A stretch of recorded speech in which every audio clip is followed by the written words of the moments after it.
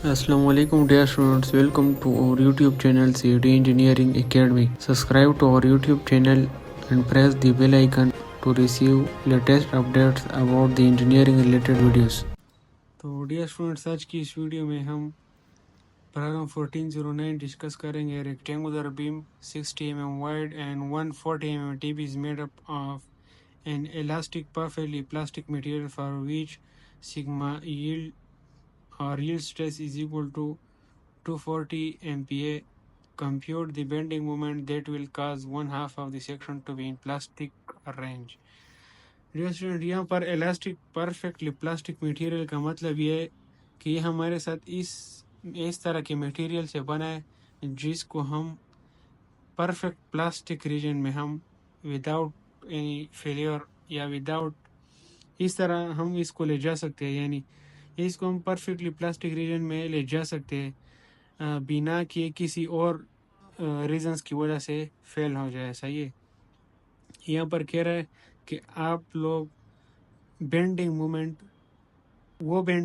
Calculate करो कि ये रीजन या ये बीम उसमें हाफ प्लास्टिक हो जाए और हाफ इलास्टिक हो. सही है. वो हम कैलकुलेट करेंगे. तो इसके जो डायमेंशन है वो हमने लिख लिए यहाँ पर. सही है. और वो बीम जो है वो हमने यहाँ पर इसका रेक्टेंगुलर सेक्शन ड्रा किया हुआ है.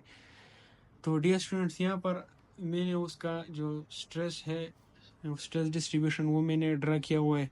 सही है. यहाँ पर इसका परफेक्टली प्लास्टिक है, ये मैंने इस तरह ड्रा किया हुआ है.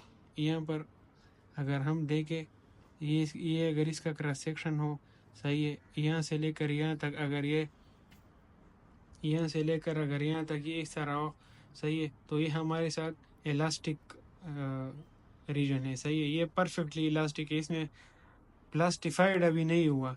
और इस क्वेश्चन में कहा गया है कि ये बीम जो है ये हाफ प्लास्टिफाइड है. सही है. यानी मतलब हाफ प्लास्टिफाइड है और फिर उसके बाद ये इलास्टिक है. ये कह रहा है कि आप लोग इस पॉइंट पर वो बेंडिंग मोमेंट फाइंड कर लो कि ये रीजन जो है हाफ प्लास्टिक रीजन में चला जाए और फिर आप उसके साथ इलास्टिक हो. सही है. तो ये डायग्राम जो है वो मैंने यहाँ पर शो किया हुआ है. सही है. इसकी डिटेल यहाँ पर इस प्लास्टिक रीजन में जो स्ट्रेसेस होंगे उसका फोर्स हमारे पास C1 होगा. यहाँ पर इलास्टिक रीजन में जो स्ट्रेसेस होंगे उसका फोर्स C1 होगा. मैंने ये कंसीडर किया हुआ है कि इस न्यूट्रल एक्सिस से अबव जो एरिया है वो कंप्रेशन में, ये टेंशन में. यहाँ पर इस इलास्टिक रीजन में, ये इलास्टिक रीजन है क्योंकि ये स्ट्रेट लाइन फॉलो कर रहा है. सही है. लीनियरली इलास्टिक है. यहाँ पर ये कांस्टेंट जा रहा है तो ये प्लास्टिक रीजन है. सही है. Perfect plastic.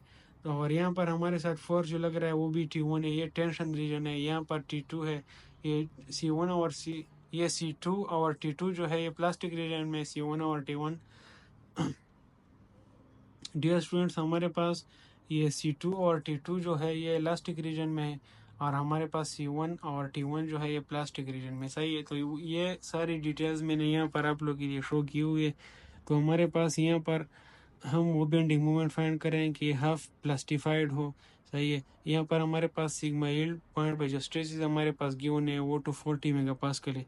तो यहाँ पर अगर इस सिचुएशन में अगर इस प्लास्टिक रीजन में मैं इस स्ट्रेस का फोर्स फाइंड करना चाहूँ, सही है, C, तो वो हमारे पास कंप्रेसिव फोर्स जो है वो बराबर होगा, फोर्स हमारे पास बराबर है स्ट्रेस मल्टीप्लाई बाय एरिया. तो यहाँ पर जो स्ट्रेस होगा वो हमारे पास यील्डिंग स्ट्रेस होगा. ये हमारे पास फार्मूला होता है. सही है कि हमारे पास एम प्लास्टिक मूवमेंट कैपेसिटी बराबर होती है sigma yield point multiply bye Z. सही है. अगर हम यहाँ से फोर्स फाइंड करना चाहें तो वो sigma yield point multiply by area, ये एरिया जो कि कंप्रेशन में है. सही है. यहाँ पर भी है कि C1 is equal to sigma yield point multiply by area of compression. तो यहाँ पर सिग्मा यील्ड पॉइंट हमारे पास 240 है. सही है. और उसके बाद हमारे पास ये रीजन जो है ना, ये जो हाफ प्लास्टिफाइड हो चुका है. अगर ये रेक्टेंगुलर सेक्शन में मैं आप लोग को शो करूं तो वो ये रीजन है जो कि हाफ प्लास्टिफाइड हो चुका है. ये हम किस तरह फाइंड कर रहे हैं, ये टोटल जो हाइट है उसका 140 है, उसको 2 पे डिवाइड करो तो ये 70 हो जाएगा. और 70 को अगर हम 2 पे डिवाइड करें तो 35. ये ऊपर वाला 35 हाफली प्लास्टिफाइड हो चुका है, नीचे वाला इलास्टिक है. सही है. तो इसका एरिया जो हम फाइंड करना चाहते हैं 60 मल्टीप्लाई बाय 35, ये इसका एरिया ऑफ द कंप्रेशन जो कि प्लास्टिक रीजन में वो आ जाएगा। यहाँ से हमारे पास C1 आ जाएगा जो कि प्लास्टिक रीजन का फोर्स है, सही है, 504 किलो न्यूटन। फिर उसके बाद हमारे पास यहाँ पर जो सेक्शन है, ये जो सेक्शन है हमारे पास ट्रायंगुलर सेक्शन है, ये इलास्टिक रीजन में इसका जो फोर्स होगा वो यहाँ इस न्यूट्रल एक्सिस से 2/3 पे लोकेट होगा, सही है, बॉटम से 2/3 पे होगा। यहाँ पर फोर्स जो बराबर होगा C2, ये भी कंप्रेसिव फोर्स है, ये भी हमारे पास। यहाँ पर जो स्ट्रेसेस होंगे, ये फोर्स बराबर होगा स्ट्रेसेस मल्टीप्लाई बाय एरिया, लेकिन यहाँ पर जो स्ट्रेसेस होंगे वो यहाँ पर इस एवरेज स्ट्रेसेस के बराबर होंगे, सिग्मा एल पॉइंट के नहीं। यहाँ पर एवरेज स्ट्रेसेस क्या होगा, इस पॉइंट पे स्ट्रेस, इस पॉइंट पे स्ट्रेस, उसका हाफ, तो 0 plus sigma yield point divide by 2, या ये हम ये भी कह सकते हैं कि 0 plus 240 divide by 2 multiply by ये एरिया। ये देखो इस रीजन में ये इलास्टिक रीजन में हमारे पास एरिया किस के बराबर, 35 मल्टीप्लाई बाय 60, ये भी इसी के बराबर है। तो आप लोगों के साथ ये वैल्यू इसमें पुट करो, आपके साथ आ जाएगा 250 किलो न्यूटन। तो डियर स्टूडेंट्स, आप लोग कहोगे कि हमारे साथ C1 C2 फाइंड करने की क्या ज़रूरत है।